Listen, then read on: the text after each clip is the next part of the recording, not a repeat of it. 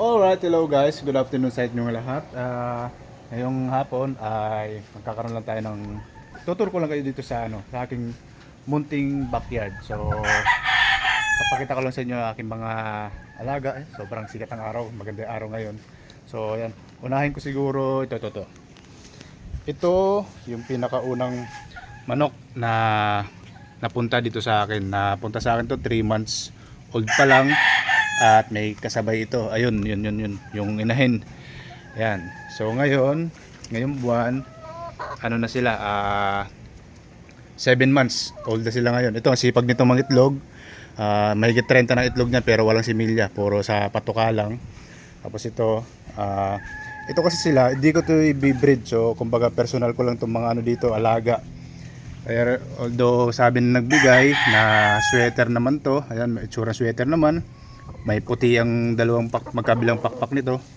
Ayan, maganda yung buntot. Ayan, oh. Maganda yung balahibo. Tapos yun, ayan, pares daw sila may sweater eh. Pero hindi ko sila i-breed kasi hindi kasi ako sure sa ano nito eh, sa bloodline. Pero pag natapos ng lugo ng buntot ito, i-spar namin, titingnan namin kung may potential na ilaban, gano'n. So, yan yung pinakauna kong manok, yung dalawang yan. 3 months old, ngayon 7 months old na. Kasi ito yung pangalawang dumating sa akin dito. Ito sa aking tropa. Yan. Ito ang one time winner. Madilim ba? Against the light yata. Ito ay ang one time winner na asil. Asil na nakakross din sa sweater. Tapos may kasama to eh. May kasama tong inahin, kaso wala na dito kasi naglugon. Kasi mag-start na sana ako mag-breed. Tapos naglugon, so pinalitan ng aking tropa. So, tapos bumili rin ako sa kanya ng dalawa. So, ito ang nakuha ko sa kanya noon. Nung binalik ko yung naglugon, ito yung kinuha ko, bumili ako. Yan, sa kanya ito ay straight Gilmore naman ito, straight Gilmore Hatch. Tapos, ito pa yung isa kong binili, pero mamaya babalikan ko yan. Ito yung kapalit nung naglugon. Ito naman ay cross na 5K Gilmore. Yan. So dalawang Gilmore yan. Ito ang kapalit nung ito pala yung isang kasama sa binili ko.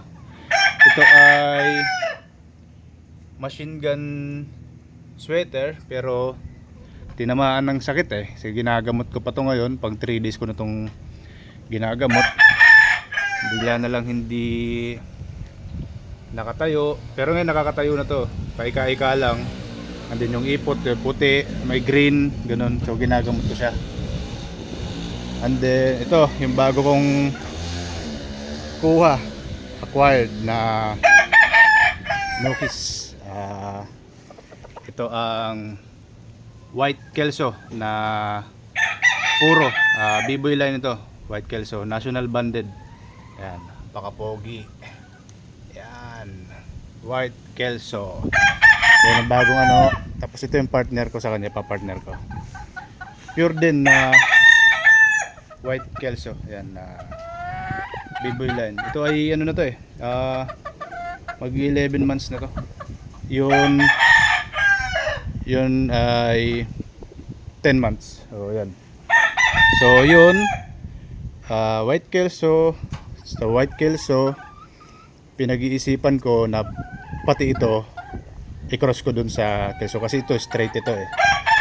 Tapos itong 5K na sweater na nakano sa Gilmore Hatch, pwede kong i-ano doon sa asil na cross din sa sweater, or dito kung gumaling ito, yun silang dalawa. Tapos ito dun sa isa rin. So basta itong pupure ko muna. Pag resultahin ko muna ng pure dalawang puti. Tapos ito cross na itong mga to. Para next year siguro makapag-produce ng panglaban pagka merong mga magagandang kalalabasan sa mga gagawin ko. So yun ang ating hihintayin. Matagal-tagal na proseso pero pagtsatsagaan natin.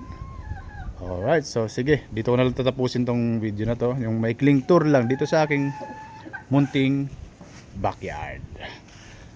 Alright, thank you.